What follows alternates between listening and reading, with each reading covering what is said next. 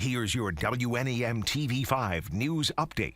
Good evening, everyone. I'm David Custer. Here's a look at the top stories we are following tonight. A Grand Blanc school board member, Amy Facinello, is one of more than a dozen Michigan residents charged for their role in the alleged false elector scheme following the 2020 presidential election.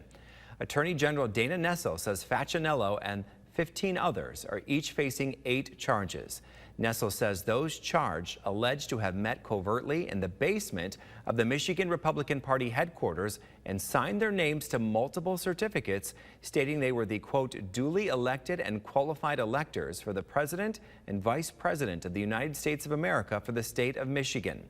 Nessel adds the false documents were then transmitted to the U.S. Senate and National Archive in effort to award the state's votes to the candidate of their choosing.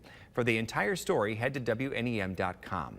Still unfolding charges pending for a teen driver after a deadly hit and run in Flint. Police say before 3:30 Sunday morning, 29-year-old Jalen Tarver was crossing North Saginaw Street near Damon Street when he was hit by an SUV. Tarver was pronounced dead at the scene. Police say the driver, a teenage girl, fled the scene but was arrested a short time later. Authorities say drugs and/or alcohol are potential factors in the crash. The investigation is ongoing. The man accused of leading police on a mini bike chase through Saginaw Sunday has been arrested and arraigned on multiple charges. 24-year-old Marcel Carter is accused of harassing a victim that day who has a personal protection order against him. The Saginaw County Undersheriff says Carter wouldn't leave, so family called police. A chase ensued before he ditched his mini bike and ran off.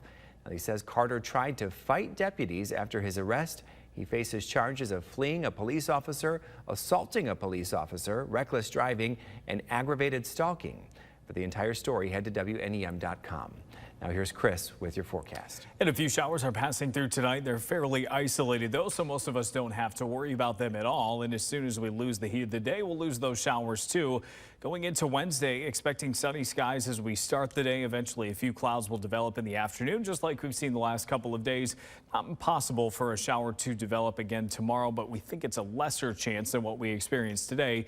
We do expect a better chance for rain to move in on Thursday. It looks like some of these showers and storms that come through Thursday could be strong to severe. We are in a marginal risk for severe weather for now.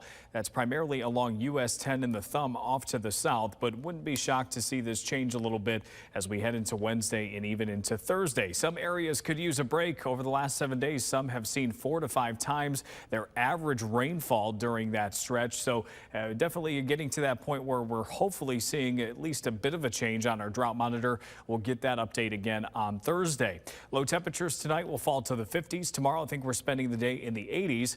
We'll cool down a little bit on Friday and Saturday back to the 70s before warming back up into early next week with a few scattered chances for rain.